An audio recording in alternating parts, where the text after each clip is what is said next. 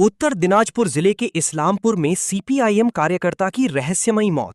हत्या के आरोप से तृणमूल नेता पर लगा है। घटना से इलाके में हड़कंप मच गया है।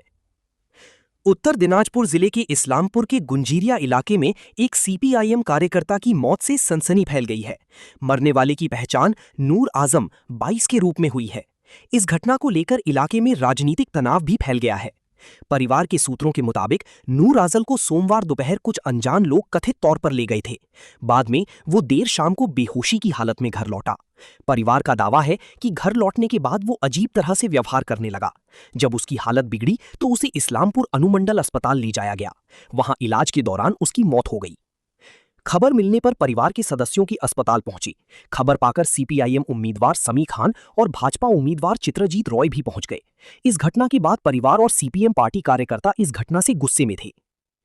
परिवार ने आरोप लगाया कि नूर आजम को सीपीआईएम से जुड़े होने के कारण लंबे समय से एक स्थानीय तृणमूल नेता नूर आलम से धमकियां मिल रही थीं। उनका दावा है कि तृणमूल नेता इस घटना से सीधे तौर पर जुड़े हैं और इस हत्या में शामिल हैं। हालांकि इस आरोप से तृणमूल पार्टी ने इनकार करते हुए घटना की जांच पड़ताल कर ठोस कार्रवाई करने की मांग की है। पुलिस ने पूरी घटना की जांच शुरू कर दी है। इलाके में तनाव के कारण पुलिस बल तैनात कर दिया गया है। মিটিং এ আমার কাছে ফোন আসলো, জালাল বলে একটা ছেলে ফোন করলো।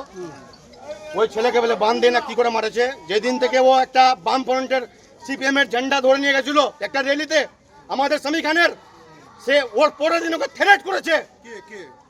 কোন একটা তৃণমূলের দলের লোক থ্রেট করেছে ওকে। আগে ওকে মারছো, ওকে মারধর করেছে, দিনভর মারছে ওকে। কোন তৃণমূলের নেতা আছে তার চামড়া তুলে দেব, সবাইকে জেলে ঢুকাই দেব। বলার চালার নাম মানে কি দিয়ে মারলো? লাঠি দেন দিয়ে মারছে। এইটা মার্ডার। মানে কোন তৃণমূল নেতা হুমকি দিয়েছিল? ওকে ওখানকার গুন্ডেরিয়ার লোকাল নেতা, লোকাল যারা ওদের সঙ্গে থাকতো তারা চিরস গাঞ্জা গুলি বোমের ধান্দাবাজি করে ওদেরকে ধমকি দেওয়া হয়েছিল। যে মারা গেছে ওর নাম কি, ওর বয়স কত? ওর নাম হচ্ছে, ওর বাবা হলো আগে গুন্ডিরিয়া পঞ্চায়েতের প্রধান ছিল, সিপিএম এ বাম ফ্রন্টের অজমল সাহেব এক্স প্রধান। তার ছেলে একটা রাশন ডিলারে কাজ করতো আমার দাদার ডিলারে। ও ওই দিনকে সমী খান একটা র্যালিতে গেল। র্যালিতে যাওয়ার পরে মানে সিপিএম এর র্যালিতে কেউ কোনো পলিটিক্যাল পার্টি করতে পারে, কেউ সিপিএম করো, কেউ বিজেপি করো, কারো পরিসরে থাকবে না। আজকে ঘটনাটা কি হয়েছিল? আজকে ঘটনা যা এখন শুনতে পাচ্ছি, ওকে পলিটিক্যাল লিডারের, এরকম পলিটিক্যাল লিডারকে দিয়ে ওকে মারধর করা হয়েছে। কোন জায়গাটা হচ্ছে এইটা কুন্দিরা পাবো, কোন জায়গায় হচ্ছে? আমরা তো গ্রামে হ্যাঁ ওখান থেকে গায়েব হয়ে গেছিল দুটার আগে। তারপরে বলছি কি হয়েছে ঘটনা?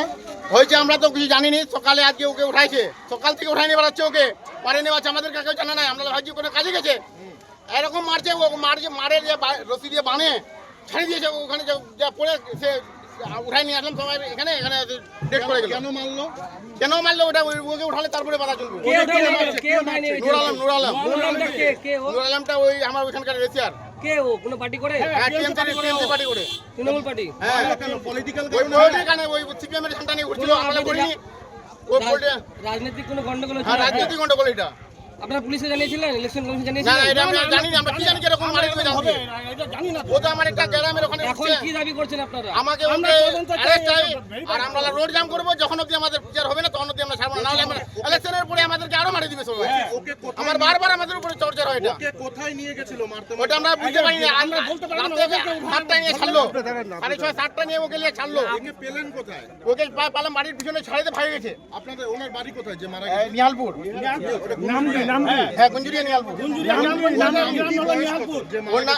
ওর নাম নূর আজম, আজমল প্রধানের এক্স প্রধানের ছেলে। ও মারা গেছে। কোন পার্টি করে? ও সিপিএম পার্টি করতো আগে, কে মারছে? সিপিএম পার্টির প্রধান ছিল। যে মারছে ওর নাম কি?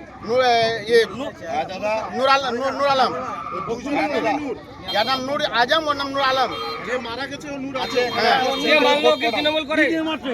তৃণমূল পার্টি করে কে? ও তৃণমূল পার্টি করে।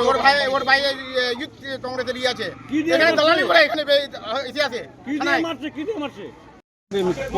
আমি প্রচারে ছিলাম। হঠাৎ করে আমাকে নওসাদ দা এবং নাফিস দা ওনার পরিবারের ছেলে ফোন করলো যে নূর আজম মারা গেল। আমি বললাম কীভাবে? বললো যে কোথাও থেকে একটা দৌড়ে আসলো, আসার পর গ্রামে এদিক ওদিক ছুটে বেড়াচ্ছে, বলছে আমাকে বাঁচাও, মেরে ফেলবে। এবং তারপরে নাকি ঘরের জিনিসপত্র ভাঙাভাঙি করছে, তারপরে নাকি এরা নিয়ে আসলো ইসলামপুরে নিয়ে আসার পর হাসপাতালের আইসিইউ যে ইন্টেনসিভ কেয়ার ইউনিট আছে ওখানে ঢোকানোর পর একটু পরেই মারা গেল। আমি তখন ইসলামপুর কাঁঠালবাড়ি এলাকায় প্রচারে ছিলাম, আমি করিমদা আমাদের পার্টির কমরেড। তারপরে এটা শোনার পরেই আমি এখানে চলে আসছি। এখানে আসার পর এখনও বিষয়টা ক্লিয়ার করতে পারছি না যে কিভাবে কি হলো। এখন এখানে এসে শুনতে পারলাম যে ওকে নাকি কি বলছে হুমকি টুমকি দিয়েছিল। এখন এটা তদন্ত করে দেখতে হবে। আপনাদের কর্মী ছিল কি যে মারা গেছে? উনি আমাদের যে পার্টি মেম্বার হয়, আপনারা জানেন, উনি আমাদের পার্টি মেম্বার ছিলেন এবং আমাদের যুব সংগঠনেরও কর্মী ছিলেন। বলছি দাদা, আপনার সঙ্গে ঝান্ডা নিয়ে ঘুরেছে বলে হুমকি বলে লাগাতার মিলতো এবং তাকেই সন্দেহ করছে পরিবার। বিষয়টা হচ্ছে যে আমার নমিনেশনেও গেছিলো, নমিনেশনে যাওয়ার পর হঠাৎ ও অফ হয়ে যায়। তো আমি একটা ওকে মেসেজ করেছিলাম যে কি ভাই তুমি এই টাইমে অফ হয়ে গেলে, মানে একটা মানে আবেগ কমরেড যে তোমার আখির হঠাৎ কি তুমি এই টাইমে হয়ে গেলে, এটা তো ঠিক না। তো তারপরে ও বিভিন্ন সূত্রে মারফত জানতে পারি যে ওর উপরে কেউ চাপ দিয়েছে। কেউটা মানে কোনো দলের? আমাকে হ্যাঁ, নিশ্চয়ই কোন দল চাপ দিয়েছে। চাপ দেওয়ার পর ওকে বলেছে যে তুমি কেন যাচ্ছ। তো আমি ওকে বললাম যে কে চাপ দিয়েছে সেটাও আমাকে জানায়নি। আপনারা জানেন আমি কাউকে পরোয়া করি না, কাউকে ভয় করি না। ও যদি ও লাস্টে আমাকে মেসেজ দিয়ে পাঠালো যে ওকে কেউ চাপ দিয়েছে, তাই ওর কিছু সমস্যা আছে। আমি বললাম ঠিক আছে, আমি তোমাকে নিয়ে বসবো, দরকার পড়লে তুমি ওখানে একটু রিল্যাক্সে থাকো, আমি প্রচারটা সেরে কথা হবে। তার মধ্যে ও কয়েকদিন আর কোনো রকম প্রচারে আসেনি, আমি ওকে ডাকিও নি, তাই তো আমি ওকে ডাকিনি যে ঠিক আছে তুমি থাকো, আমি বিভিন্ন অঞ্চলে ঘুরে বেড়াচ্ছি এটাই। তারপরে হঠাৎ আজকে যে এরকম হবে, ওকে কে নিয়ে গেল, কিভাবে আসলো, ও এতই বা কি বলছে ওভার এক্সাইটেড হয়ে জিনিসপত্র ভাঙতে শুরু করলো কেন, এগুলো আমার মনে হয় পুলিশকে তদন্ত করা ইমিডিয়েট দরকার। এলাকার বাসিন্দারা তো বলছে যে আপনার কি মনে হচ্ছে? কি বলছে এলাকার যারা রয়েছে এখানে তারা বলছে যে তৃণমূল কংগ্রেসের কোনো একজন ধমকি দিয়েছিল এবং ওই নাকি বলেছে নূর আলম বলে তার নাম বললো, সে নাকি আজকে এই ঘটনা ঘটেছে। ইউথ তৃণমূল করে। নূর আলম কোন দল করে আপনি কি চেনেন? অবশ্যই চিনি। কোন দল? ও তো এমনি টিএমসি করে, কিন্তু নূর আলমের সাথে ওর কি ঝামেলা ছিল, নূর আলমের সাথে ওকে নিয়ে গেল কিনা বা কে নিয়ে গেল, এটা আমরা যেটা শুনতে পেলাম, এটা এখানকার কয়েকটা লোক শুনতে পেলাম। আমি এটাই বলবো যে পুলিশ তদন্ত করুক, পুলিশ তদন্ত করুক যে কি ব্যাপার। আর পুলিশ তদন্ত করে যেই থাকুক না কেন, লোকের কথায় কারো নামে আমি কিছু বলতে চাই না এই মুহূর্তে। পুলিশ তদন্ত করুক। নূর আজমকে আমি এসে মৃত দেখলাম, ওনারা দেখেছেন যে আমি দেখেছি খুব ছটফট করছিল, মানে নিজের কাপড় চোপড় খুলে। এটা কোনো ওকে কোনো ডোজ দিয়েছে না কে কি দিয়েছে, আমার মনে হয় অবিলম্বে পুলিশকে তদন্ত করা উচিত। আর একটা কথা বলবো যে আমি সিপিএম পার্টির হয়ে যখন দাঁড়িয়েছি, সামি খান ক্যান্ডিডেট হওয়াতে না অনেক লোকের মাথা খারাপ হয়ে গেছে। খালি এইটা না, একে না, এরকম অনেক লোককে আছে যে ভাই যে ধুমকি দিচ্ছিল এরকম ওরকম। তো ওটা এমন লেভেলে যায়নি যেটা আমি মডেল কোড অফ কন্ডাক্ট এখন লাগু আছে, যেটা ও বলছে হালকাভাবে নাকি আমাকে বলছে, ঠিক আছে দেখবো এটা পরে। বিষয় হচ্ছে যে আমাদের এলাকায় মানুষ টিএমসি ছাড়া অন্য কোনো দল করবে কি না এটা ভাবতে হবে। কতদিন আর এইভাবে চলবে? ওকে এমন কে কি করলো, এটা পুলিশকে তদন্ত করা উচিত এবং মানুষকে ফয়সলা নেওয়া উচিত যে মানুষের যে গণতান্ত্রিক অধিকার, কে আরএসএস করবে, বিজেপি করবে, কে কি করবে, টিএমসি করবে বা সিপিএম করবে, এটা মানুষ করবে কি না, কোন দাদারা আছে, কোন বড় দাদা হয়ে গেছে কে। আমি আগেই বললাম তদন্তের আগে তদন্ত করে আমি কারোর নাম বলবো না, পুলিশ তদন্ত করে বের করুক, না বের করতে পারলে আন্দোলন হবে। 48 ঘন্টা ভোটের প্রায় 48 ঘন্টার আগে এই একটা মার্ডার, কি মনে হচ্ছে আপনার? শান্তিপূর্ণ নির্বাচন হবে? শান্তিপূর্ণ নির্বাচন কবে হয়েছে পশ্চিমবাংলায়?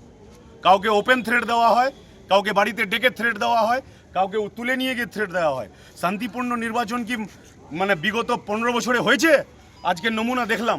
বিষয়টা হচ্ছে যে গোটা গুঞ্জরিয়া এলাকার মানুষকে আমি একটাই বলবো যে একটা ছেলে কিভাবে মারা গেল যদি আপনারা ভাবেন যে এটা একজনের বাড়ির পরিবারের বিষয় আমরা কেন নামবো, তাহলে খুব ভুল হবে। আপনারা সবাই এর প্রতিবাদে গর্জে উঠুন, যে বা যারা দোষী তাদের উচিত শাস্তির জন্য আপনারা রাস্তায় নামুন, আমি এটুকুই বলবো। আপনার সমর্থক বা সিপিএম এর আমি এই বিষয়টার উত্তর তদন্ত ছাড়া আমি এখানে দিতে পারবো না, কিন্তু হ্যাঁ এটুকু, ও সিপিএম করার জন্য ওর উপরে চাপ আসছিল, এটা আমি খোলাখুলিভাবে আপনাদের সামনে বলবো। থ্যাংক ইউ দাদা, থ্যাংক ইউ। খুন হয়েছে তাদের কর্মী, এখন হসপিটালে রয়েছে, প্রচুর লোক হসপিটালে, পুলিশ রয়েছে, কি বলবেন? দেখুন, ইসলামপুরের এটা সাধারণ ঘটনা এবং তৃণমূল যে রাজনীতি শুরু হওয়ার সঙ্গে সঙ্গে ইসলামপুর হয়তো এটা 2 নম্বর মার্ডার হয়ে গেল। এর থেকে লজ্জাজনক ঘটনা ঘটতে পারে না। আজকে তৃণমূলের যে সমস্ত লোকেরা যে রাস্তায় নেমেছে, এটা তৃণমূলের পতন মানে হচ্ছেই। আজকে সাধারণ জনগণ এটা কখনো মেনে নেবে না।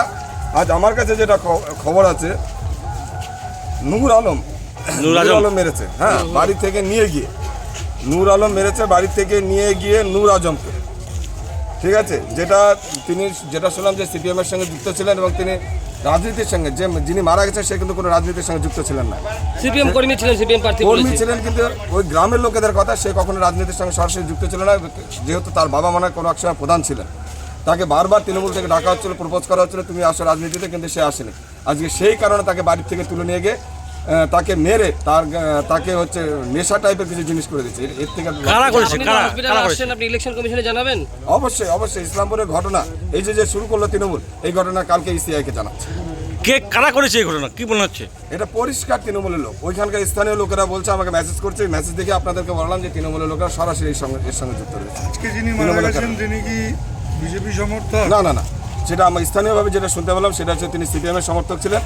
এবং দেখুন, রাজনীতি যেভাবে যে কোনো সমর্থক হতে পারে, কিন্তু রাজনীতি হিংসা মার্ডার এটা কেউ মেনে নিতে পারবে না, এটা কখনো মেনে নেওয়া যায় না ইসলামপুর। ইলেকশন কমিশনে অভিযোগ জানাবেন? অবশ্যই কাল জানাচ্ছি, আজ রাতেই জানাচ্ছি। এই মুহূর্তে হাসপাতালে আপনি এসেছেন জাস্ট নাগরিক হিসেবে সমবেদনা জানান? না, আমি এই ঘটনাটা এখানে না আসলে সম্পূর্ণ জানতে পারতাম না। তার পরিবারের লোকেরা আমাকে এখানে ডেকেছে, তারপরে এসে সেই পরিবারের লোকের সঙ্গে আমি জানতে পারলাম যে এই ঘটনাটা ঘটেছে। ঠিক আছে। চীনে ওর বাবা অনেক ভালো ছিল, প্রধানও ছিল, ডিলার ছিল এলাকার, অনেক ভালো লোক। তারে ওর বড় ভাই ছিল সাবির, ও একটু অসুস্থ হয়ে মারা গেছে। এই ছেলেটাও একটু কম এজে, ভালো ছেলে। কোনো যদি প্রবলেম হতো তো এসে গেছে, আমাকেও সব সময় আমাকে ফোনে যোগাযোগ করতো। আমি রায়গঞ্জ থেকে আসছি, এখন আসার পর আমি দেখলাম ঘোড়ামারাতে আসলাম, সুন্দর কি রাস্তাতে এরকম ঘটনা, নিন্দাজনক ঘটনা, এর থেকে আঘাত আর কি হয় ভাই। ঝগড়া ফাসাদ যদি কারো যদি হয় ব্যক্তিগতভাবে, তো বসে তো সমাধান করতে হয়, সংশোধন করতে হয়। দাদা, পলিটিক্যাল মার্ডার বলে বলা হচ্ছে যে ছেলেটি সিপিএম করতো যে মারা গেছে। দেখেন, একটা কথা বলি, ওর বাবারা সিপিএম করতো, হ্যাঁ, ওরা প্রধান ছিল শেষ হোক, কিন্তু ওই বাচ্চাগুলো তো টিএমসি করতো। টিএমসি করতো? হ্যাঁ, সিপিএম করতো, আমি তো এটা জানি না। সিপিএম প্রার্থী বলছে তাদের সদস্য ছিল, তাদের নমিনেশনও গিয়েছিল। কবে নমিনেশন নিশ্চয়ই যেতে পারে, ও তো আত্মীয় লাগে। যে সিপিএমের প্রার্থী আছে, হ্যাঁ, ওর বাড়ির পাশে আত্মীয় আছে, নিশ্চয়ই যেতেই পারে। হ্যাঁ, বলছে যে সিপিএম করতে বলে দীর্ঘদিন বলে নূর আলম বলে একটা ছেলে এই নূর আজমকে ধমকি দিচ্ছে। তো এই জিনিস তদন্ত করবে প্রশাসন। আর আমি একটাই কথা বলতে চাই, এইরকম নোংরা কাজ, নিন্দাজনক কাজের বিরোধী আমি সবসময় আছি। যারা এরকম কাজ করেছে ভালোভাবে প্রশাসন তদন্ত করো, তদন্ত করে বের করো, আর ওকে এইভাবেই শাস্তি দোক, আগামী দিনের জন্য এইটা মেসেজ যাক, বার্তা। বিজেপির প্রার্থী এখানে এসেছিল, তিনিও বলছে তদন্তের জন্য তিনি ইলেকশন কমিশনে অভিযোগ করছেন। দেখে কারো অভিযোগ করা উচিত না, নির্বাচনের সময় আছে, সবাই একটু মাইলেজ নেওয়ার জন্য বলবেই, কিন্তু আমাদের কথা আছে যে এরকম কাজ করেছে ওরা কোনো দলের সঙ্গে সম্পর্ক থাকে না, কোনো রিলেশন থাকে না। মানে এই যে তৃণমূলের বিরুদ্ধে অভিযোগটা করছে, এটা তাহলে কি ভিত্তিহীন? হ্যাঁ, একদম ভিত্তিহীন। আমি তো বলছি যে কাজ করেছে, হ্যাঁ, যে দল থেকে ওরা সম্পর্ক থাকে, আমি ওইদিকে যাচ্ছি না। যে এরকম কাজ করেছে নিন্দাজনক কাজ, আর এটাকে অ্যাকসেপ্ট করা যাবে না। আর এরকম কাজ করার মানুষ কোনো দলের এক দলের থাকে না, বিভিন্ন দলে যায়, বিভিন্ন দলে থাকে, পাওয়া যায়, ওখানে শেল্টার নেয়, এগুলো। তো পুলিশের উদ্দেশ্যে আপনি কি বলবেন? আপনি তো পুলিশের উপর আস্থা আছে, ভরসা আছে, নিশ্চয়ই আমরা বলবো। এখনই আমি আমাদের ক্যান্ডিডেটকে আমি বললাম, উনি রাস্তাতে ছিলেন, কে একদম পুলিশ প্রশাসনের উপরে ভরসা রেখে ওদেরকে একদম বলা যায় কে সঠিক জিনিসটা তদন্ত করে বের করে। আর ওই কী দল করছে না করছে আমি ওটা জানি না, যে এই কাজটা করছে নিন্দাজনক কাজ করছে, এটা কোনোদিন বরদাস্ত করা যাবে। ঠিক